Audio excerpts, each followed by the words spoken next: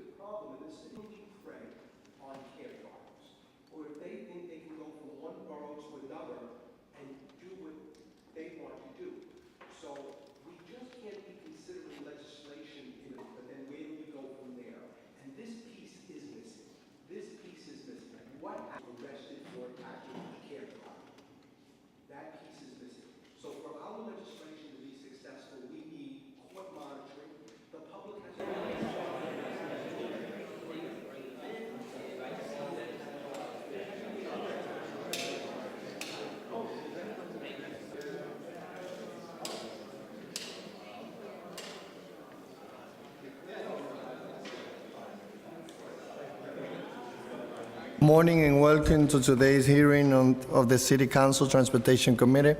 My name is Idanis Rodriguez and I'm the chair of the committee. Thank you everyone for joining us here today.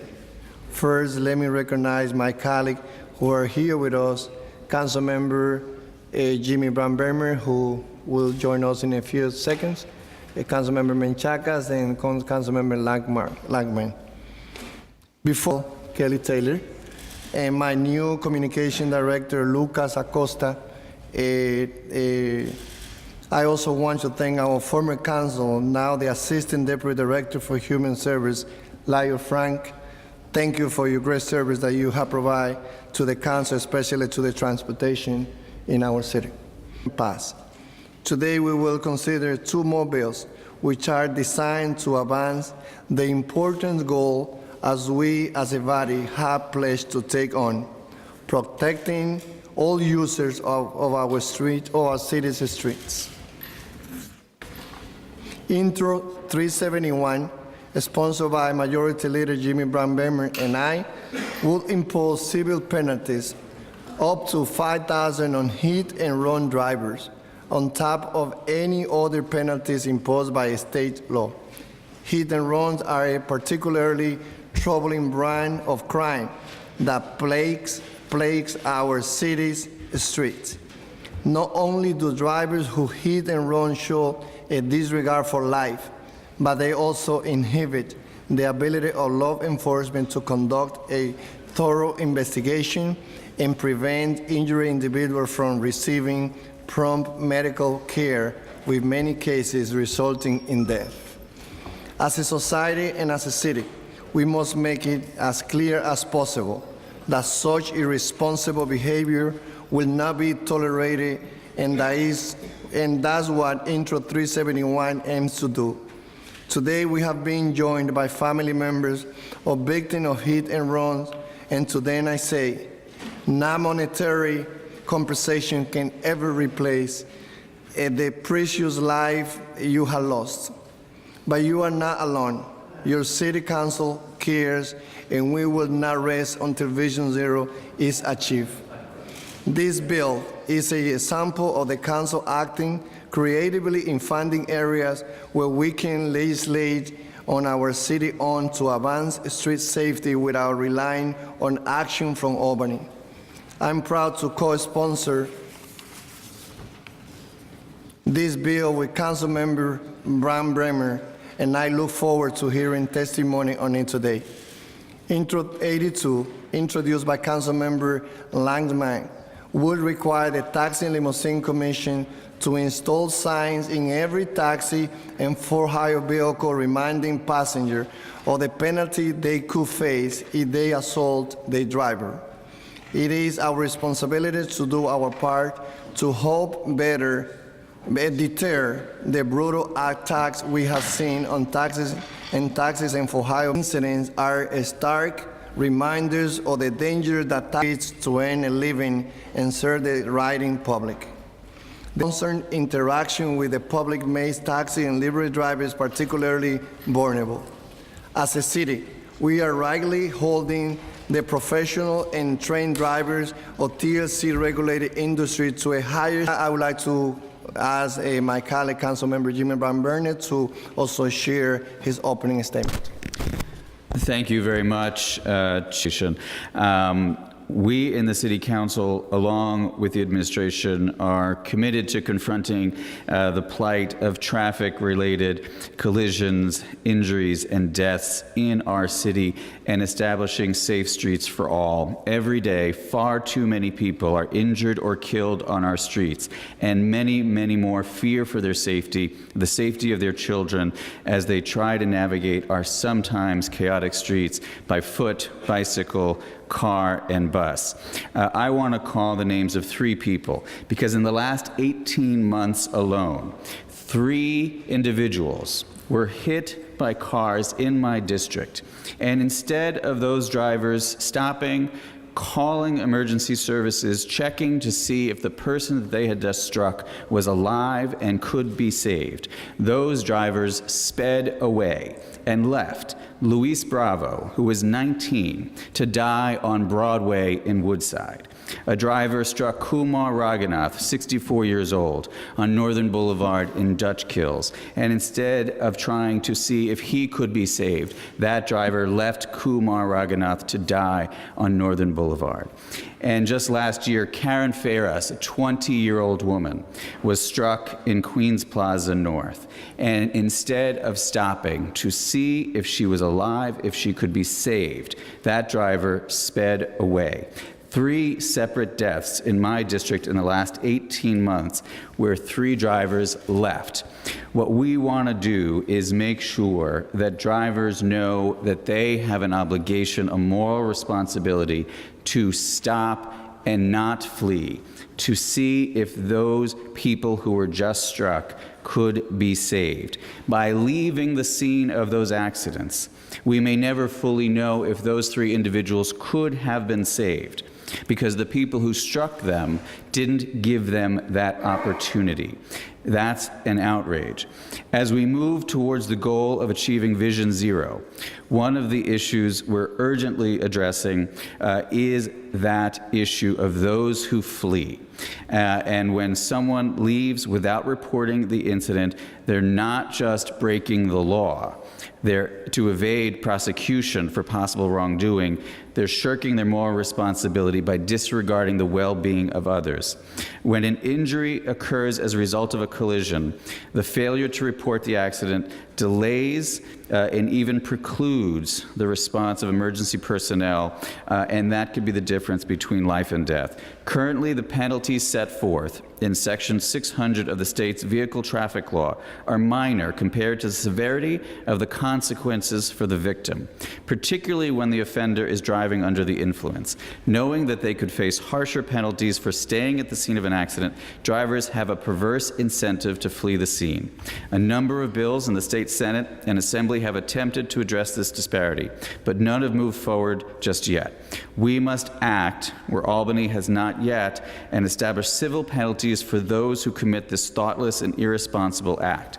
The civil penalties established by Intro 371, introduced by myself, Chair Rodriguez, and 13 other of our colleagues, are as follows. Failure to comply with the law carries a minimum fine of $250, a $500 to $1,000 fine when the driver knows or has cause to know that physical injury has occurred, incurred, a fine of up to $5,000 when such an injury is a serious physical injury, and $2,000 to $5,000 when such an injury results in any person's death. Now, I want to be clear that no life can be quantified, and these numbers are not meant to reflect effect. I want to thank all those advocates. I want to thank the families of these victims. Luis Bravo's family really had a lot of tragedies and us.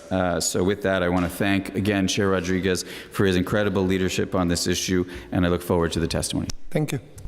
Now let's hear from Councilmember Landsman. Chairman, for forwarding this legislation, a hearing this morning, and I just want to highlight the fact that our taxi drivers, our livery drivers, all our TLC licensed drivers play a very, very important role in our transit system here in New York City. And as we know, and I know we'll hear testimony later today, driving a taxi, a livery, is a very, very dangerous job. And the tragedies that you, Mr. Chairman, highlighted in your opening remarks are ones that we are confronted with on a regular basis here in New York. And what this legislation would do would recognize the important role that these men and women play in our economy, in our transportation system, and put them on par in some way with the protections that we have afforded to train conductors, bus operators, and others, in making sure that the riding public is aware that assaulting these individuals comes with very, very substantial consequences. And we hope that by doing so, we will deter the kind of conduct that we see in New York City on too regular a basis. So I certainly look forward to the testimony of the TLC, and I know we have some of our taxi drivers here today as well. And I do appreciate not just the hearing, but putting it in the context of trying to make our streets, our transit system safer for everybody who participates in it. Thank you. Member Chain, Vaca, and Miller. And now we will call the first panel, the TLC Commissioner Chair Mira Sochi, who has been a great partner on all those initiatives that we've been introducing and sponsoring. And thank you for this opportunity to speak on important legislation. And thank you, Chairman Rodriguez and the Transportation Committee, for all of your assistance and help in our Vision Zero initiatives. I'm Mira Zoshi, Commissioner and Chair for the NYC Taxi and Limousine Commission, and I'm glad to be here today to speak on proposed item Intro 82, a local law which would warn the public of the penalties for assaulting a taxi or livery driver. And I'd like to thank Councilmember Landsman for introducing this important legislation. The TLC licenses over 100,000 taxi and for-hire vehicle drivers who travel on average more than 100 miles each day as they help New Yorkers and visitors get from one place to another. On the whole, our licensees are safe and responsible drivers. And in fact, on September 8th, the TLC will recognize the best of the best, 295 drivers whose name will appear on the first ever Taxi and Limousine Driver Honor Roll. These drivers have not been involved in a crash that caused an injury, have not committed a single traffic violation, and have not violated any of TLC's safety-related rules within the last 5 years. This is an especially important given the context of the legislation being considered today. These drivers and all TLC drivers deserve protection as they keep their passengers safe in the back seat. And I hope that you will join us on September 8th also to honor these outstanding drivers. As Councilmember Landsman mentioned, the reality is that driving can be a very dangerous job.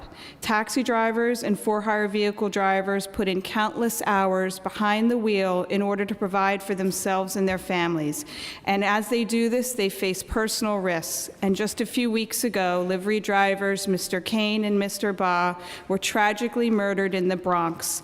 These events are reminders of the risks associated with driving professionally. Intro 82 mandates a prominent warning to deter those considering assaulting a driver. Attention, assaulting a taxi or livery driver is punishable up to 25 years in prison. It is our hope that this warning will create a moment of reflection and will be enough to prevent an assault on a driver.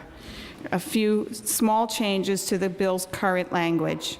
As it's written today, the legislation only includes taxi and FHV drivers. Jay Bratton. I'm pleased to be here today to express the administration's support for Intro 371, which would amend the administrative code to create civil penalties for violation of Vehicle and Traffic Law Section 600, commonly referred to as leaving the scene. As you know, there is an intense and comprehensive focus within the administration and the police department on enhancing traffic safety and preventing vehicle collisions. The bill provides an additional tool to encourage compliance with one of the most basic responsibilities of drivers, to stop and provide their identifying information if they have cause to know that they hit someone or something, causing either personal injury or property damage. The Vehicle and Traffic Law sets forth a penalty scheme for leaving the scene based on the type of injury or damage caused. For property damage, leaving the scene is a traffic infraction punishable by a fine of up to $250 and/or imprisonment for up to 15 days. For personal injury, the criminal penalties range from a Class B misdemeanor to a Class D felony, with fines ranging from $250 to $5,000, depending upon the circumstances, the extent of the personal injury, and any prior convictions. Intro 371 provides an additional remedy for these egregious violations, allowing for civil penalties, which would be enforced by the service of a notice of violation returnable to the Environmental Control Board. The bill represents a thoughtful means of holding drivers accountable for the basic decency one would expect from those operating motor vehicles on our crowded streets. We appreciate the opportunity to provide our comments on the bill and thank you for your consistent focus on the issue of traffic safety. Our taxi limousine employees haven't been one that was at the forefront, obviously, of the MTA. Those workers that they return home to their family, but most important to public safety in general. So that being said, I'm going to kind of parlay some of that experience over here in Ash. Or livery. Okay, thank you. Councilmember Menchaca. Much, and I also want to echo the sentiments of the good work both of these intros are doing. Thank you again to both of my colleagues. Councilmember, with the TLC drivers, this piece of legislation that is being pushed by Councilmember Landsman is being held to high regard in my district, which is a largely Dominican population and many taxi drivers. So do want to show the support. I know that it's still not a felony to assault a TLC driver, but I just want to make sure that the general public knows that a lot of these drivers are walking around with money in their pockets, and that's their livelihood for the week at times, and to not have that sense of security is something that's of concern to them on a daily basis. It's a job where we're actually working with a divider in a place where you would want the most pleasant ride, for example, and not to feel threatened.